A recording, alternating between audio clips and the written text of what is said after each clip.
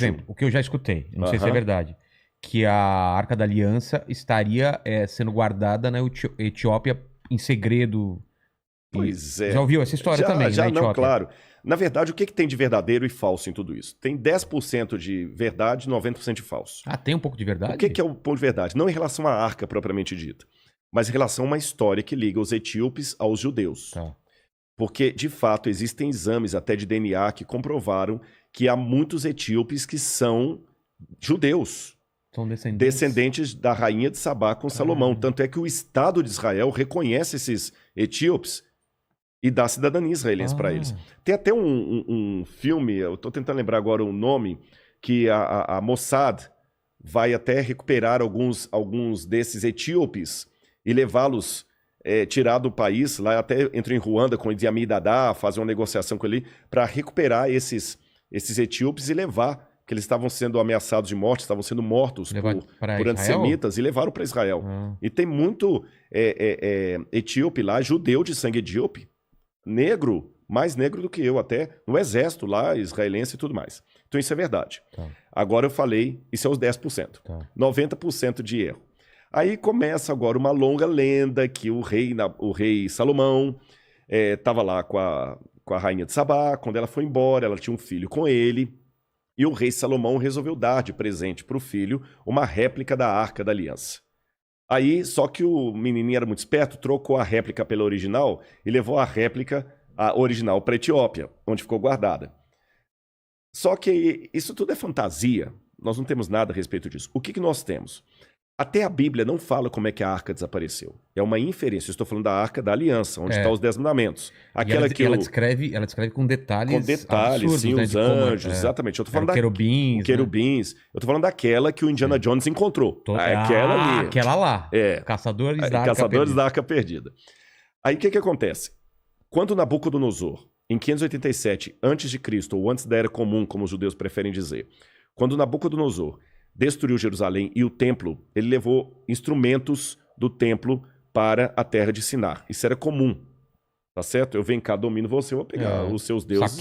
Saqueia. E a arca desaparece do cenário, não se fala mais nela.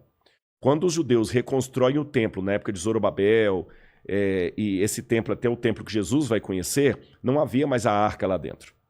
Até o livro de Macabeus, que é um livro deuterocanônico, fala que mãos piedosas, entre elas Jeremias, esconderam a arca. Então é a única informação que nós temos. Então alguém escondeu mesmo. Ela está desaparecida. Eu poderia até aventar, nem sei se poderia chamar de hipótese, algo menos do que hipótese, uma inferência. Tá. Que essa arca, se for assim mesmo, se ela desapareceu na época de Nabucodonosor para ela não ser levada para a Babilônia, ela talvez estaria debaixo do Templo Monte. Quem vê uma foto de Jerusalém, tem aquela cúpula dourada, ali era o lugar do templo. Ela pode estar ali debaixo. Aí você fala, por que não vai lá e escava?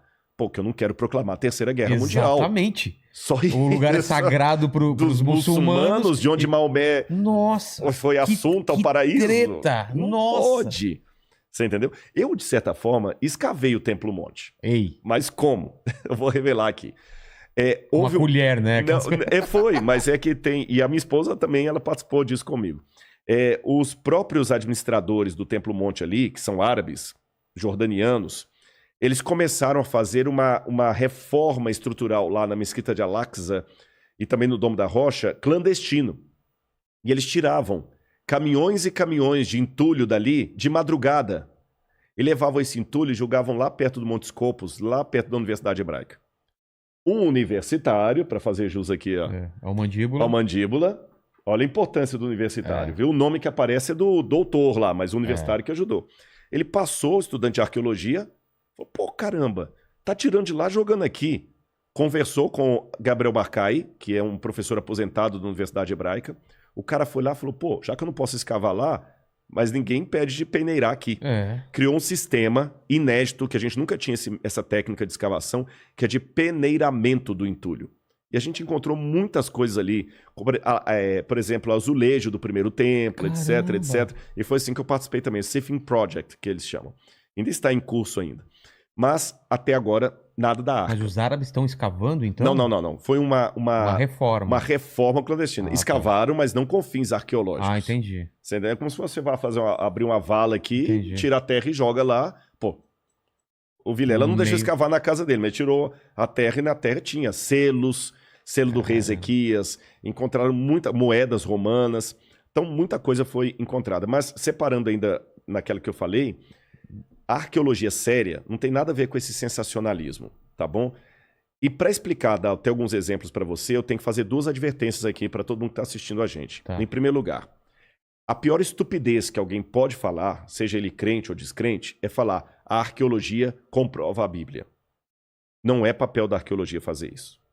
Por uma coisa muito simples, já iniciada por Francis Bacon e sistematizada por Stuart Mill. Método científico. Tá bom? O método científico, ele tem as suas delimitações e a sua objetividade. Eu não posso usar o mesmo método científico para objetivos diferentes. Por exemplo, o método científico usado para descobrir uma vacina para o Covid não é o mesmo método científico utilizado para poder descobrir qual material de construção civil é mais resistente à deteriorização. Não é o mesmo método científico que eu vou usar numa tese de doutorado em filosofia clássica. Tá certo? São métodos diferentes.